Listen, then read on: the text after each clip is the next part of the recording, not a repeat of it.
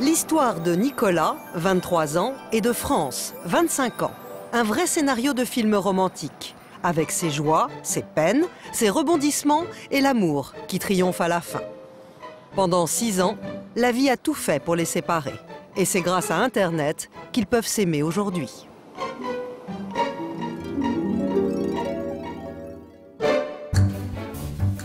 Pour eux, tout a commencé à Bordeaux, il y a 7 ans.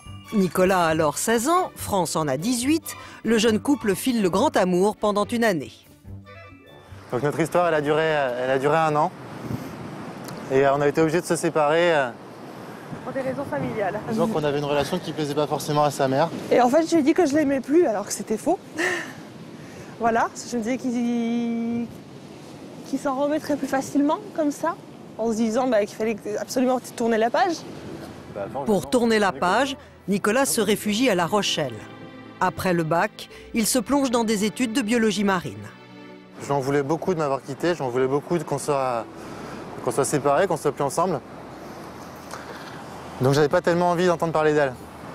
De son côté, France quitte le lycée, émigre en Angleterre et devient serveuse dans un restaurant. Les 2 premières années, ça a été, pour moi personnellement, ça a été de gros remords. J'ai voulu carrément changer de vie, j'ai changé de pays. Et après les 3 autres années, je les ai passées à le chercher. Lui, en Charente-Maritime, elle, en Angleterre, les amants désunis auraient pu ne jamais se retrouver. C'est finalement Internet qui va sauver leur amour. Il y a près d'1 an, Nicolas se lance dans une recherche éperdue de France, sur tous les sites spécialisés dans les retrouvailles. Apparus il y a quelques années sur Internet, ces moteurs de recherche permettent de retrouver la trace d'un vieux copain de classe ou d'un amour d'enfance. C'est sur l'un de ces sites que Nicolas retrouve sa fiancée perdue. Mais à l'époque, Internet lui joue un bien mauvais tour. Voilà, quand je t'ai cherché sur Internet et que je t'ai retrouvé, c'était cette photo-là que tu avais mise sur ton profil. T'as agrandi, tu vas voir. Celle-là, voilà. Et donc, c'est pour ça que j'ai cru que tu avais un enfant. Quand je l'ai retrouvée, je savais pas que c'était sa petite nièce. Et donc, j'ai pas osé la contacter, histoire de pas mettre le bazar dans sa vie, quoi. Nicolas est persuadé que son ex-fiancé a fondé une famille. Il se résout à tourner la page. Heureusement, quelques semaines plus tard, le destin va leur donner un sérieux coup de pouce. Car France est toujours secrètement amoureuse de lui et le cherche à son tour. J'ai passé des journées, oui, sur Internet, à le chercher, à fouiller, même à taper son nom et son prénom sur Google. Donc ça, plus appeler tous les Nicolas de l'âge de Bordeaux. Et on ne dirait pas, mais sur une ville, il y en a beaucoup. Il y en avait une 30aine. Dès que je tombais sur le répondeur, c'était limite oh, mon Dieu, est-ce que c'est lui? J'avais une amie qui était avec moi quand je passais les coups de fil. Il y a des fois, je craquais, c'était elle qui décrochait parce que j'avais même plus la force de le faire. Je me dis, si j'entends sa voix, je tombe en sanglots, je sais pas, ou je vais hurler, je vais sauter partout, je vais raccrocher, je sais pas. C'est finalement par email qu'ils vont renouer contact. Tu dois me prendre pour une folle, mais j'ai jamais voulu te perdre. Hein. Internet a été vraiment primordial pour nous parce que sans lui, on se serait pas retrouvés, tout simplement. Ouais, tout ça en juste quelques clics sur Internet. Voilà, ça a tout chamboulé. Ça a l'air anodin comme ça, mais en fait, pas du tout. Ouais. En fait, ça peut changer une vie, quoi. Et pour eux, le changement de vie a été radical. 2 jours après s'être retrouvé sur Internet, Nicolas tombait dans ses bras. 2 mois plus tard, France tombait enceinte. Gynécologie, obstétrique, c'est pas ça? Rendez-vous ce matin à la maternité de l'hôpital de Rochefort. Alors, ça va être un petit peu froid, hein? Pour l'échographie du 5e mois. Alors, bébé, il a la tête en haut, là-bas. On devine la langue dans la bouche, là-bas, là, le petit. D'accord? C'est une petite fille. Elle pèse 700 grammes pour l'instant. Et pour ses parents, c'est un petit miracle. Le petit nez, la petite bouche. Hein. Ah oui, vous avez le cœur là-bas. Hein. On s'est retrouvés en juin à peu près. Ouais. Et d'après les échographies, elle a été conçue vers la fin août. 25 août. Elle est arrivée malgré la pilule que j'ai jamais oubliée et... Ça voulait dire qu'on avait perdu du temps et qu'elle voulait le rattraper. Qu'il était temps qu'elle arrive. Ouais. 6 ans sans se voir et je crois que... On est tellement heureux de se retrouver que voilà, elle est arrivée, quoi. Ça me fait très bizarre. Il y a encore quelques mois, France et Nicolas pensaient ne jamais se revoir. leur petite fille. C'est donc l'épilogue d'une aventure riche en rebondissements. C'est bizarre quand même. Ouais, t'as vu ça? Elle est toute récente et tout, la maison. Avec la petite terrasse, t'as vu? Tout est allé très vite. France et Nicolas cherchent aujourd'hui un nid douillet pour leur famille. Ce matin, ils ont rendez-vous pour la visite de ce petit pavillon près de La Rochelle. Voilà ce que je peux vous offrir. Donc, pavillon 3 chambres. Je ne sais pas si c'est exactement ce que vous recherchez. 2 chambres minimum. Voilà, donc là vous en avez 3. 2 chambres minimum, car d'ici peu, ils seront 3. Ah oui, là, ça, c'est la chambre de la fille, ça. Le lit, là, comme ça. Avec là, le petit tapis d'éveil. C'est toujours un petit peu un rêve dans la tête d'avoir sa petite maison avec son amour d'enfance. Mais bon, après, de là à le réaliser, il y a un pas. Ah bah là, j'ai envie que ça aille vite. Là c'est libre. Vous pouvez poser les meubles cet après-midi. Quelques jours après notre reportage, Nicolas et France ont emménagé dans ce pavillon. Déjà impatients d'accueillir leur bébé, attendu vers la fin du mois de mai. Non, mais c'est vrai, c'est la maison de Mireille. J'avais bien compris. Revivre l'idylle de son amour de collège, un fantasme qui est devenu une vraie tendance aujourd'hui, principalement chez les 30-40 ans. Certains sont prêts à tout. Comme ces 4 anciennes d'un collège de Nancy. La grille est la même. Ouais, ça n'a pas bougé, hein? Non. Collège Jean Schepfer. Elles ont 35 ans en moyenne et se sont mises en tête d'organiser une grande boum avec tous leurs anciens camarades de classe. Pour retrouver leurs traces, direction la salle des archives du collège. Notre but. La caverne d'Ali Baba. Ah ouais. Ça, on va trouver des trésors là-dedans. Le trésor qu'elles convoitent dort ici depuis le milieu des années 80. Allez, je me lance. Le trombinoscope de leurs années de collège. Bah voilà. Attends. Julie, j'avais les oreilles décollées. Un véritable voyage dans le temps pour Alexandra, organisatrice de la boum des anciens. Aujourd'hui, elle a 36 ans, 2 enfants et vit en couple depuis 6 ans.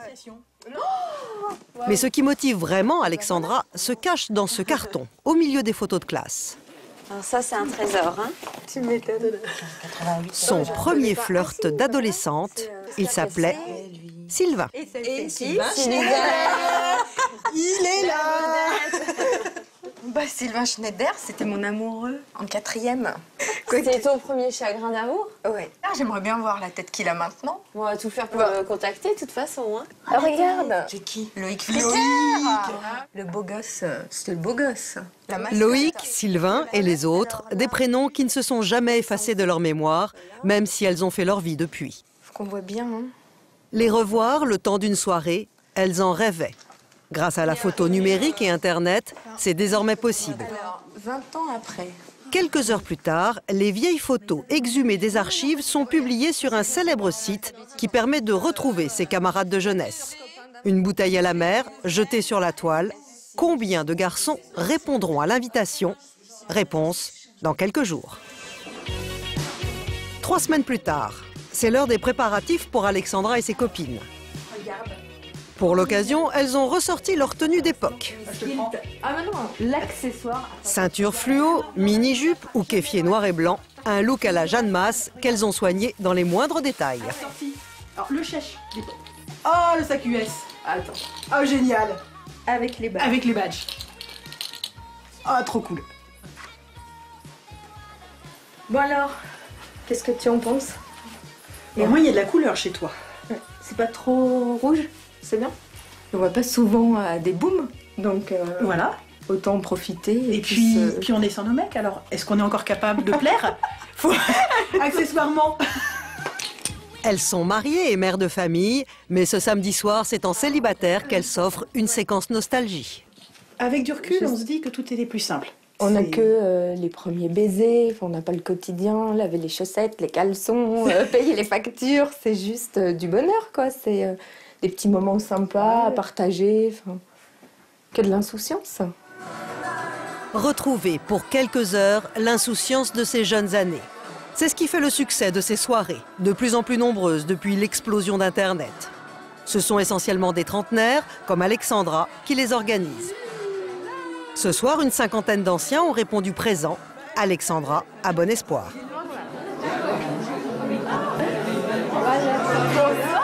Et il est bien là, son premier amour. Leur flirt n'a duré que 2 semaines, il y a 23 ans. Pourtant, Alexandra semble encore sous le charme. C'était ma chérie de la 4e. Et puis ses parents nous ont séparés. Voilà. Et ouais, on n'avait pas de portable, pas de mail. Voilà. Donc, on a dû s'envoyer 3 lettres et puis voilà. Est-ce que tu les as encore? Comme toujours. Mes lettres. Oui. Avec oui, un je petit les ai. ruban. Ah oui, je les ai. Avec un petit ruban autour et du Ouais, parfum évidemment, et tout ça. tout à fait. D'accord. Tout à fait. Il y en a même une que j'ai même pas osé ouvrir. Sylvain est père de famille, lui aussi. Avec Alexandra, aucune infidélité au programme. Mais ceux qui sont toujours célibataires, comme Sophie, n'excluent pas de retomber amoureux. On a toujours l'espoir de revoir quelqu'un. Mais pourquoi pas d'avoir un coup de foudre? Pourquoi pas? Pourquoi pas? Je voudrais nous enchaîner sur un petit moment de tendresse. Malheureusement pour Sophie, son premier flirt n'a pas fait le déplacement ce soir. Elle doit se rabattre sur un ancien copain de classe et il est venu avec sa femme. Grâce à Internet, Alexandra, elle, revit son amour de jeunesse, le temps d'un slow. Puis chacun rentrera sagement chez soi. Mais parfois, certains n'hésitent pas à tout plaquer après seulement quelques mots échangés sur le web. C'est ce qui est arrivé à Martine il y a 4 mois. Comme tous les week-ends, cette Parisienne part rejoindre son amoureux en Bretagne. Pour lui, cette mère de famille de 48 ans a tout quitté. Et en attendant de s'installer définitivement près de Lorient, elle enchaîne les allers-retours. Grâce à Internet, elle vient de retrouver son amour d'enfance après 35 années de silence. Elle ne peut plus se passer de lui. Je vais rejoindre mon Jean-Luc. J'ai besoin de lui, il me manque et j'ai hâte d'être dans ses bras.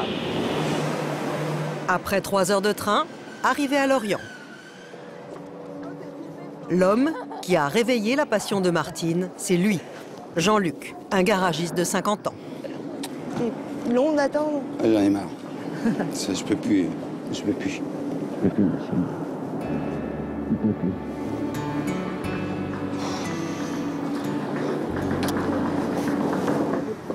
Les 35 ans, c'est pas grand-chose. J'ai tout le temps pensé à elle. Elle est restée là, Martine. Ma Martine. Moi, Jean-Luc. Ce baiser sur le quai, ils l'ont attendu 35 ans, presque une vie. Leur incroyable aventure commence en 1976 dans ce lycée de Lorient. Je suis pas repassé par là depuis cette époque-là. Bah, moi non plus. C'est comme J'ai jamais eu si- l'occasion d'y retourner. Jean-Luc a alors 16 ans, il apprend le métier de garagiste. Et donc, tu vois, j'arrivais à avoir là Ouais. les machines à coudre. Juste en face, Martine suit une formation de couturière. Pendant 1 an, elle vit sa première passion d'adolescente avec Jean-Luc. Et voilà, de là- voilà, on se regardait de de là, là à là. De cette époque, il ne leur reste qu'une seule photo. Jean-Luc l'a toujours conservée, malgré leurs 35 ans de séparation. C'est lui qui, à 17 ans, quitte la région pour cause de service militaire. Martine, elle, part s'installer à Paris où elle devient lingère dans un hôpital. À 20 ans, elle se marie et fonde une famille. Plus aucune nouvelle de Jean-Luc, qui devient garagiste et fait sa vie de son côté, une femme et 3 enfants. Et pourtant, jamais il ne cessera de penser à Martine. Son obsession dévorante, Jean-Luc l'a imposée à toute sa famille jusqu'à son divorce il y a 6 ans, et notamment à sa fille Coralie. J'ai toujours entendu parler de Martine depuis que je suis née. Et je vous gonflais? Ouais, un peu, ouais. Il y a 4 mois, c'est finalement Coralie qui a l'idée de lancer un avis de recherche sur Internet. Quelques jours plus tard, Martine y répond. Et il est venu me voir et il m'a dit comme ça, oh, tu devineras jamais qui m'a envoyé un message. Et là, je lui ai dit, c'est Martine. Et en effet, c'était Martine. J'étais chaviré, chamboulé. Ouais, beaucoup de choses en même temps. Tout se bousculait dans ma tête.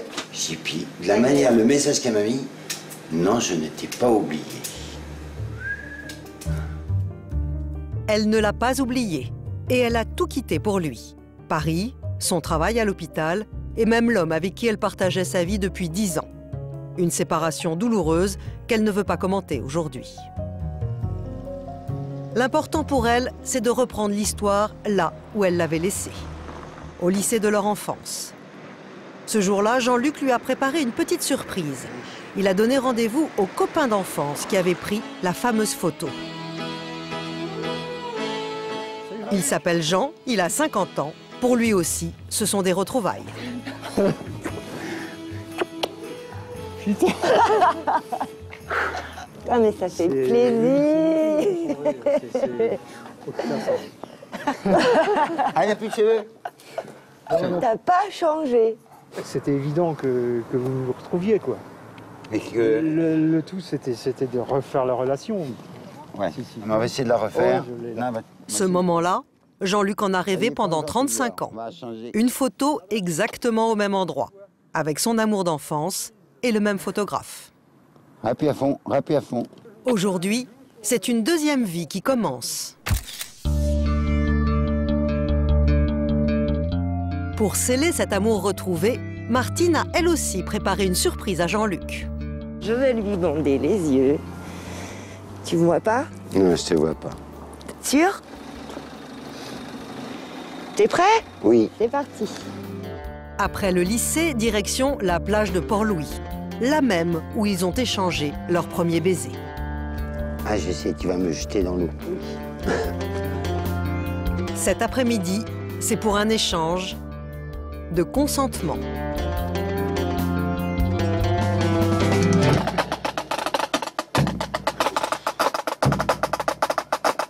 C'est folle.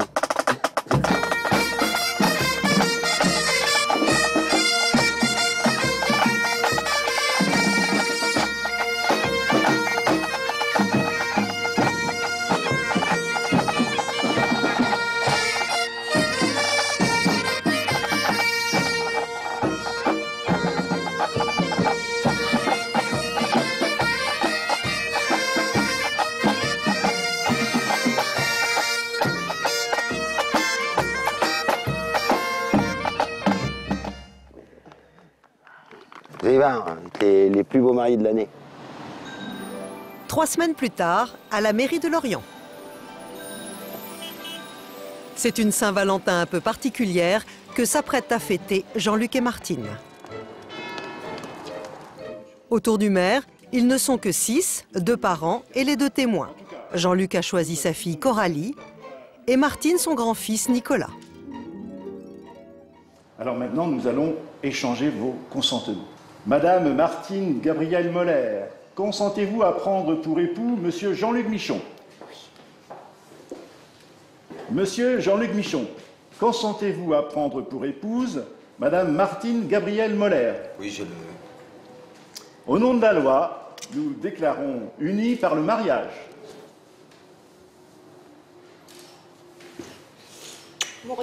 Après la fanfare bretonne et la demande en public sur la plage, ils ont souhaité un mariage intime, sans famille ni banquet. Pour eux, seule compte la promesse qu'ils s'étaient faite dans la cour du lycée il y a 35 ans. On a déjà été mariés il y a 35 ans, tous les deux. Hein. Mais c'était un mariage, mariage par le sang. Comme on faisait quand t'es gamin. Ouais.